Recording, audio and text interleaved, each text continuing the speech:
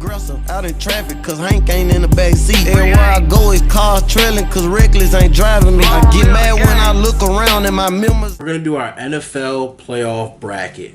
We're gonna do our bracket for this season of who we think is coming out, who we think is going where, and get that going, right? So here we have the Broncos on they're on a bye. They're the number 1 seed. The Broncos and the Seahawks are on a bye. So this upcoming wild card week, we have, and we're gonna go AFC then NFC. In the AFC, we got Steelers and Texans. Ooh, DK is back. Give me the Texans. Give me the Texans. Give me the Texans. Because I feel like the game that we see from the Steelers last week is more so contingent on how bad that Ravens secondary is without Kyle Hamilton, right? Like, because when you look for the week prior, when the Browns played the Steelers, there was like, how much points did they finish that game with? They didn't hit double digits, if I'm not mistaken, or I think they might have 10 or something like that. But their offense is even they didn't have DK in that game. I'll be honest, they didn't have DK in that game, which is true. So maybe that helps their offense way more. But I do think this Texans defensive front is just it's dangerous. It's dangerous. But on the flip side too, though, TJ's back. Cam Hayward had a hell of a game against Baltimore. So it's a toss up for sure. I don't think Texans like run them out the water, but I'm gonna go with Houston in that one. Then in the NFC we got Panthers Rams.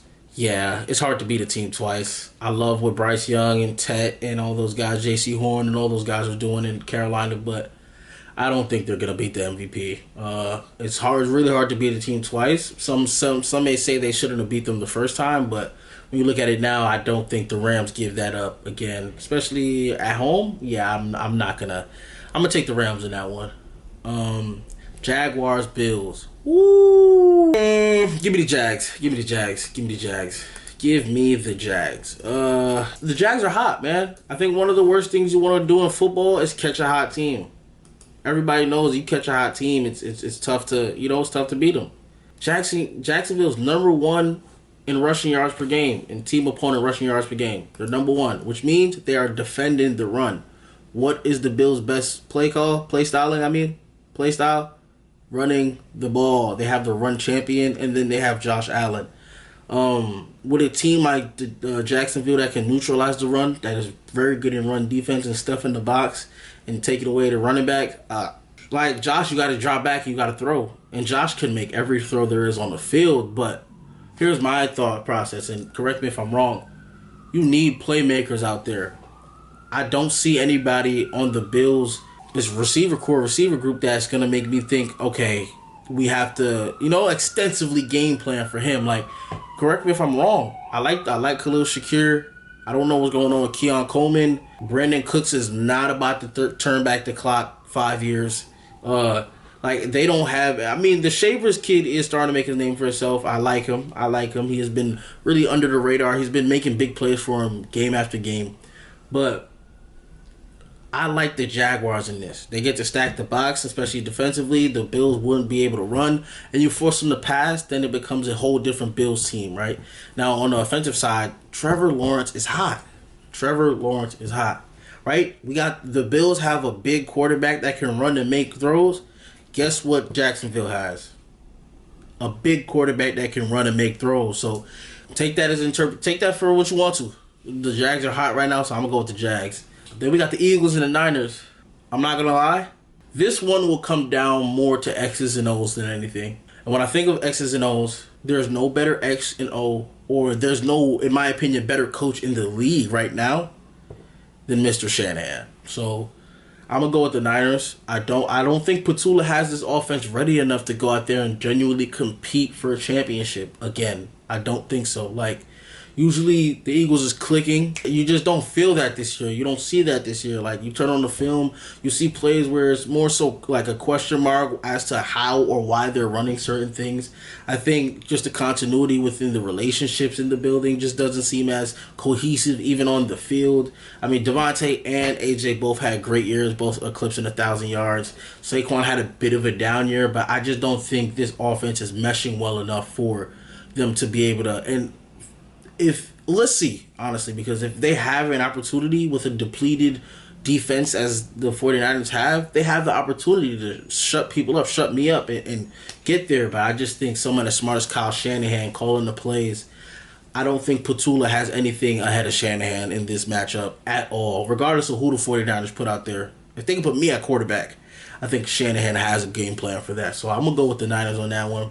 The Pats and the Chargers. Now, the Jets fan in me really wants to go against the Patriots, right?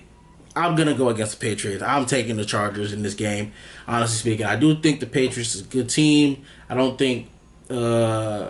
necessarily have a knock against them in this matchup. I think this is probably one of the more fairly even matchups. But what I will say is I do like what the Chargers defense has been put on tape as of recently. I do like how run-centric the offense for the Chargers have become. That's a hardball offense because we see he did it at Michigan. But Justin Herbert can do anything on the field, right? He can do legit anything on the field. And a big knock to the Patriots is that, they've played good and great games. They played great in big games. But a big knock to the Patriots is the magnitude of games that they're facing, that they've been playing in. This is one of the biggest magnitudes of games that they've had all year.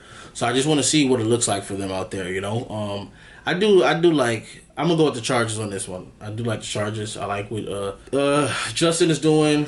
I like what their defense is doing. So I'll see what's going on there. And then last but not least, we got the Bears and the Packers. And I don't know what Jordan Love's status is for this game, but I'm going to go with Chicago because, and this is, I'm gonna put this out there right now. This is why I still believe that nobody's gonna get me to believe that Micah Parsons trade made sense, right? Because I'm sitting here, and at the beginning of the season, right, the Packers had an elite defense, and not saying their defense took a bit of a drop off, right? A bit of a drop off compared to where they started with everyone healthy. Their secondary was killing it, like they looked really good. But again, as we all know, a good D-line helps a great secondary, right? Because if you can speed the quarterback up and make him make mistakes, he's susceptible to throw a pick. He's susceptible to throw it out there. It makes coverage easy because now you have receivers in a frenzy because let me take that back. It doesn't make coverage easy, but it makes coverage not as complicated because the play doesn't get to fully develop the quicker the pressure gets there, So not having Micah there is tough. It's tough, and they still got what's bro's name? Why is his name? Oh my gosh. Why is his name slipping my head? Rashawn Gary. Stupid. They still got Rashawn Gary, but honestly, give me the Bears. Give me the Bears. Give me the Bears. I like what Caleb's been doing. I know I mentioned it's hard to beat a team twice, but I do think Caleb and Ben Johnson has found something. I'm gonna go Bears on this one, right? Can I update it? Like, who versus who? Okay, so in that case, then we have the Jaguars versus the Chargers, and then we would have the Texans versus the Broncos, and then the Rams versus the Seahawks, and the Niners versus the Bears. Ooh, that would be good. So for the second round, or the next round, the divisional round, I'm going to do... So we got Broncos versus Texans. I'm sorry, I'm not sold on Bo Nix yet. I'm just not sold on Bo Nix yet. Like, I don't think Bo is horrible. I think he's a great quarterback. But I don't think I put him in that tier of quarterbacks that I fully trust in moments like this, right? Neither do I necessarily put CJ, but I do think CJ's won a playoff game before, right? So I do feel like CJ has been getting, since he's been back from injury, number one, he's been lights out. His last game was a little iffy, but check the numbers, CJ has been locked in these last few weeks. But in saying that, I do think the Broncos has a really good defense, so I really don't expect him to shred the Broncos defense if this matchup were to happen. This is probably one of the more tougher ones, but I think I'm going to go with the Texans. So I got the Texans in the conference championship. Then the next divisional matchup we'd have is the Jaguars and the Chargers. I like the Jags, man. Again, similar to, I mean, I know football is not basketball, but similar to what we've seen with the Pacers, like when a team is hot and they have confidence and they don't think they can lose to nobody and they're not really seeing anybody in their line of vision that is going to knock them off, like, I think that's the confidence and the swag that the Jaguars have been playing with. I'm going to have to go with Jags on that. I think the Jags will be... It's kind of crazy. Like, damn. This year is so up in the air because it feels weird as hell that I'm predicting the Texans and the Jags to be in the conference chip game. Like, that feels weird as hell. Then we go to the divisionals in Seattle. So we have the Rams versus the Seahawks. Then the Niners and the Bears.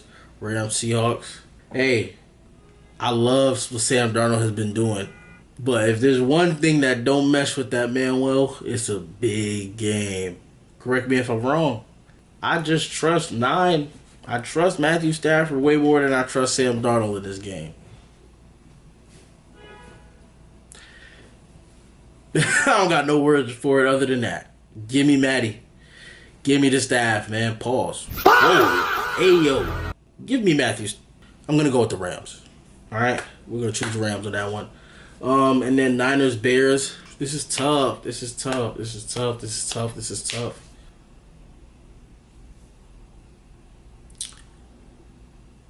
You're the Bears.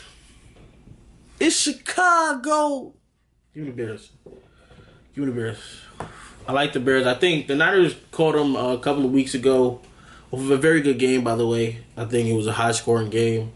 I just think defensively, even though they haven't really played defense in that matchup, the Niners are just really depleted, right? So if it comes to a playoff game where it's a shootout, like I believe that the Bears defense can come up with a stop more than the Niners defense can in this moment, right? Because you got to realize the Bears have been doing this without their considered number one receiver, right? Roma Dunsley hasn't played in weeks. So I want to see what that dynamic looks like again, especially for opposing defenses when Luther Burden is the third receiver worried about, right? Now when Rome's not there, he's the second or first depending on like DJ's getting going, like, but when it's all of the weapons at once, right? How much more complicated does it become for teams to... Yo, family, man. My bad, y'all. I didn't even realize that the video cut off from the last video, so I'll be finishing it in this one. But where I left off at, I believe I left off in the divisional rounds. We were talking about the Bears and the Niners. I think I have Bears advancing in that game, going to the NFC Championship alongside the Rams. That would be my NFC Championship game. And then in the AFC, I got the Jags in Houston. Speaking between those games, if I had to be honest, let's start off in the AFC. I'm going to go with the Jags. I spoke on this a lot of times before, but one thing, here's my analysis when it comes to the Jags. They're eerily reminiscent of, even though the NBA is a totally different game, they're eerily reminiscent of the Indiana Pacers, right? Where they have a good young leader in Trevor Lawrence, great playmakers around him that everybody's going to do their job, do their role. You have an amazing defense who doesn't allow the run. You know what I'm saying? And then a good coach in Liam Cohen. I'm going to give Liam Cohen the good coach role because I'm not sure the expectations that were placed on him coming into this role. I don't think we believed for the Jags to be doing this, to win their division. I didn't expect it, if I'm being honest. Right? Especially after the whole Duval. Like, after that shit, I'm not going to lie, I did not think Liam Cohen was going to come in and take them out of the stratosphere like that. Like this, like he's currently doing. I think they're really hot. It's hard to beat a hot team, in my opinion. CJ, I do think CJ is an elite talent. I still do have some questions.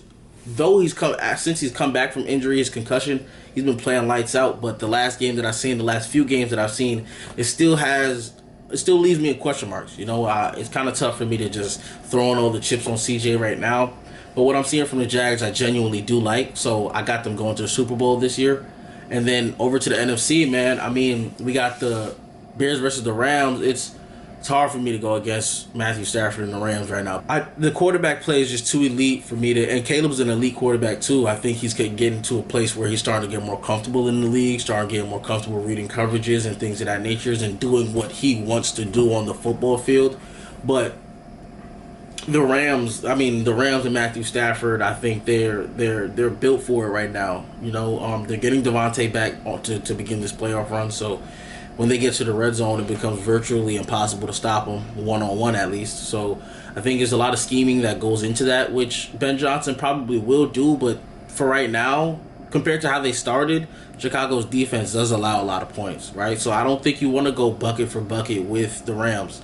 Because if you ask me who I believe which defense is going to get a stop or more important stop, I'm going to go with Jared versus them boys. So I think I'm going to go Rams, Jags in the Super Bowl, and then from that point on, let me see where the Super Bowl is this year. Super Bowl 2026 location, Levi Stadium. So what's that? That's a little bus ride for the Rams. I don't see how the Rams don't pull this off. You're in Cali. I know your fans are going to travel well. I'm sure Jags fans are going to travel well if this was the hypothetical matchup. Yeah, give me LA. Give me the Rams. Give me Matthew Stafford. Give me Puka Nacua. Give me Devontae Adams. I think Devontae finally gets his one, and he goes down as one of the greatest wide receivers we've ever watched. I feel like I got robbed. I got a couple games of him as a Jets fan, but Devontae is one of the greatest receivers ever. You get Matthew Stafford, give him a second one, and hopefully his MVP this year. I think there's no better way for him to go out. I'm sure he wants to keep playing, not to retire, bro, but you know what I mean? I just think story-wise, this seems like a pretty good ending for them. I think it's a really good year for the Rams. Their defense deserves it. They got a lot of young guys who've been eating, but I do believe that the Los Angeles Rams walk away with this year's Super Bowl, and the Super Bowl MVP will be Matthew Stafford, and I think that's how the season will end. That's pretty much my NFL playoff bracket. Let me know what y'all like, y'all didn't like, what y'all feel, and I'm gonna be doing a lot more of these videos, so just comment any advice y'all got from me. But yeah, shout out y'all, man. Y'all my family. I know it's your boy Danny, and we finna be out of here, man. CEO and the top shooter for my game. My grandma told me keep my grass low.